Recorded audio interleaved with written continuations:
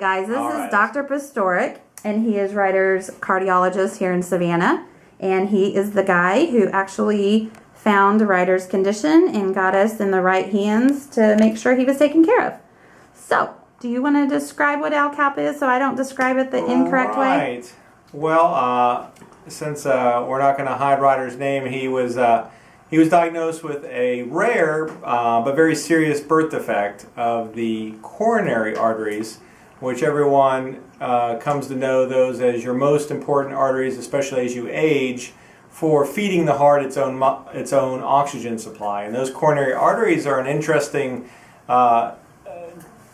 set of arteries. There's actually two of them that are very important to blood supply to the heart and tend to be taken for granted in kids because kids don't have to worry about blockages from cholesterol at a young age, and they don't have to worry about coronary artery disease until they're into their 30s and 40s for the most part. But birth defects of them can come into play for different people, and for some people it's when you're older as a teenager, as an athlete, and you hear about people dying from a coronary artery problem. But Ryder's was an even more rare condition where it happens and affects only infants. And this coronary artery abnormality is an interesting problem because what happens during the development of the heart, these coronary arteries, there's two of them, are actually growing on the surface of the heart from the bottom of the heart back to the main artery that comes out of the heart. So they actually grow in an interesting way and find their connection to the main artery that feeds the body, called the aorta. And they start by developing on the surface of the heart, and as they grow towards that aorta, strangely enough, the other artery that comes out of the heart called the pulmonary artery is right next door to the aorta. And we've really come to understand that this problem is not even genetic, but unfortunately just bad luck. As these coronary arteries grow for some people, they grow themselves straight back to the aorta, but right next door they bump into the pulmonary artery and decide to connect there because it happens to just be nearby. And we still are trying to learn what signals these arteries on which direction to grow, and there's definitely some complexity there that maybe there's a slight confusion of those signals that makes it grow a slight turn and make a left turn instead of right turn. But that's all that happens. So strangely, it's such a simple, and we're talking only about 4 or 5 millimeter difference between going to the pulmonary artery, which is abnormal, or going to the aorta, which is normal. So for some unfortunate children like Ryder, when that growth happens wrong and it connects to the pulmonary artery, that coronary artery now is connected to the side of the heart that has actually got all the blue blood instead of the red blood. And strangely enough, over time, the heart handles that well, but it does cause the heart to not get enough oxygen on a chronic basis. And so it gradually makes the heart get sicker and sicker, and that's kind of why for Ryder, he was born very healthy, and it took a few months for it to really make the heart sick, and it would keep doing that and make it worse and worse if he didn't get diagnosed. So busy man. Yes, too many calls. And so we we don't know who's going to be born with this. There's really no way to pick this up before birth. That's a common probably question out there, is like, well, how would I ever make sure my baby doesn't have this? You really can't. You have to be just smart about symptoms, and when your baby's not acting right, and it usually presents with breathing problems and weight gain problems and eating problems, then you start looking for causes. And since it's so rare, I've heard that it's just rare. Really hard to diagnose without an X-ray. There is no way to find this before birth, and there's really no good way to scan for this even right after birth. Although we're getting better at that, you would actually have a hard time if you decided to screen every child for this, because you're right, it's extremely rare, and it's extremely hard to even diagnose, even when you suspect it, as I know Miss Reed has experienced that. You think he has that, but there's still a few other tests that have to be done to really confirm it. But once we knew and we figured out what Ryder had, thankfully, like she said, he got into a surgical center's hands to truly correct this, and that's the good news for most patients, is that this artery can be moved back to the position it was supposed to be in with the surgeon's skills. And he got pretty lucky. He didn't have to be put on ECMO or any of the other. He did great coming off of everything. Yeah. So in turn, he just had to heal from that heart attack that he had, if not one or two. Yeah, it's a kind of a low-grade heart attack. It's kind of a chronic heart attack where it's been hurting his heart every day because of a low level of oxygen, where some people have heart attacks that are a sudden complete loss of oxygen. He never had complete loss of oxygen. He had that chronic insult that made the heart get sicker and sicker, to the point that when he had symptoms, unfortunately, that's when the heart was pretty sick. Like you said, to the level of heart attacks where the heart's not squeezing very well at all, and the heart's extremely enlarged because of it. And that's sometimes the first way you pick this up is And that's the hard part as a parent to watch when we come in and not have any clue, and to try to figure out what was going on, and then to hear your kid had a heart attack and what you do next. And so yeah, and then like you said, most people can't understand how something you're born with can take so long to bother you, and then once you find out you have that, realizing that there is some damage to the heart that takes place, and we are fortunate that most kids get picked up like Ryder when they're sick, and then we can take them for a surgery to fix the problem.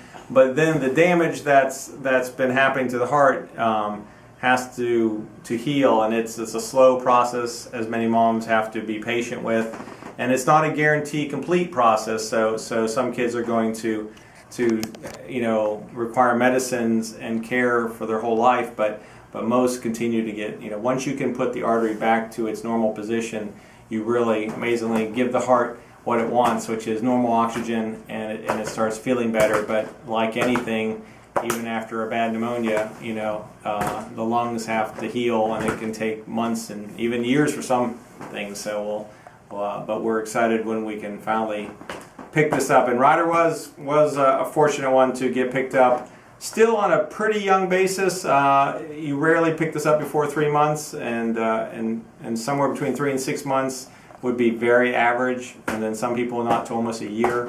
Yeah, Dr. Cantor said most kids that present at 9 months, there's really not much you can do. Yeah, it's a lot worse every month that goes by, and that's why if when you're looking for concerns about the heart size is the big key to this, and the heart becomes enlarged, and it gets fairly easy to diagnose with chest X-ray. If they're having symptoms, and it gets, at least it tells you something he needs more tests, and that's how. Is there any other way besides the main symptoms, besides the paleness, the eating, the lack of growing, any of that main stuff? Are they coming up with a better technology at some point, maybe to find this? No, I think it just has to be somebody willing to be see persistent. A child who's going outside the normal symptoms of a cold. Cold symptoms, unfortunately, are going to always mimic this early on. So you'll say, my child's not eating, and he's breathing harder, and some even colds don't give you much fever. So you say, I don't understand, this just seems to be an eating and breathing problem. But we have to know that most patients, this problem doesn't come and go. It will just stay and get a little worse. It will be very gradual, but that's when a mom might say, well, this cold started 2 weeks ago and it's not any better. And then you have to say, well, if that child has not had an X-ray yet, a chest X-ray is a very straightforward test to do. And that's where we got lucky with Ryder. He did get a cold finally, but everything up to that point was just symptoms of him acting strange, and us trying to find it and writing it off as acid reflux or something else. I will tell you, that's so normal, and most patients get picked up a little bit accidentally by chest X-ray because you're just tired of trying to figure out why he breathes the way he does, or why he seems more tired, or why he has problems with eating, because even X-rays can show you issues when people aren't eating right. And I think from there, sometimes murmurs can be in this, so many kids end up finally getting an EKG, like an adult, and that does show what you describe as a heart attack or a heart problem. The EKG does show this pretty well, but And most kids, you would not automatically do an EKG when they're having the symptoms of feeding difficulties and they're having, mild breathing issues. But eventually, it's amazing. It becomes obvious little by little to most pediatricians that this is not your normal kid with a cold. This is not a normal kid with feeding intolerance, because there are plenty of common feeding difficulties and common breathing difficulties like asthma and wheezing that have nothing to do with this. But eventually pediatricians realize this doesn't fit that. And most cardiologists get sent kids who aren't growing right, who are also having some breathing issues, as just one more thing to check. Usually I get to give good news that nothing's wrong with the heart, and they go back to figuring out why they're not eating well. And that's what we were expecting. And the rider was that rare once-a-year kid for us. In some places see maybe 3 a year, but a lot of regular-sized towns, unless you're in a real big city, you only see maybe 1 a year. Have this turn up to be the explanation for all his symptoms from the day they started, which might have been closer to 2 or 3 months of age, when it became a little bit puzzling. Yeah, I went back and looked at some video footage and found him having heavy breathing and panting way back then. But so parents just need to be their. I think as pediatricians we don't mind parents being their child's advocate, which means when you still are uncomfortable with how they're doing and they've had a couple tests that maybe were okay, but so you've done some changes with their diet or whatever, and you still find that nothing's getting better and maybe they're getting worse, you have to not feel like you're being unreasonable. You just have to ask more questions, like, what else can we do? What else can we think about? Right. And without putting your child through crazy testing, because we're always on the child's side also, not to put them through unnecessary pain. But thankfully, there's a lot of good tests that can be done with no pain for kids, including all the tests we did to figure this out. So most pediatricians won't hesitate if you ask to say, well, we can always have the heart checked to make sure. Especially in infants, we're very aggressive about checking babies' hearts if there's any doubt, because it's an easy organ to look at, and heart stuff's important not to ignore. So, yeah. And it's such a rare condition too. It's like 1 in 300,000 from what I understand. Correct. So you just watch out. Keep it. It's coming more common too. Is there? Yeah, we want to urge people not to assume all symptoms are this, because that's typical of all of us. If we read about a disease, we think, wonder if. Maybe I have that, but the common thing we say in medicine is common things are common. So you better figure out all the common things first, and then say, well, we know it's not the common thing, so what else could it be? Yeah. And that's what became Ryder's case as you went through the common causes and realized this was more than a cold. And his X-ray helped show it. That got him on the right track. But he's going to do well, and he's been a great patient for us. And kids heal fast, so trust me, it can be amazing to watch their progress once it finally gets turned around. Yeah, so you just need to be patient and stand tight and keep watching and seeing how he does and stay on his medicines. Yeah, for now. Yeah, for now. We'll get there slowly. Yep. One step at a time. Well, we appreciate you taking the time to video. Dr. Pastorek is the one that found Ryder's condition, and we wouldn't be anywhere near where we are today if it hadn't have been for this guy. We also appreciate the time from his staff and him for sitting down and letting us record this video clip. His staff is amazing, and we thank them very much.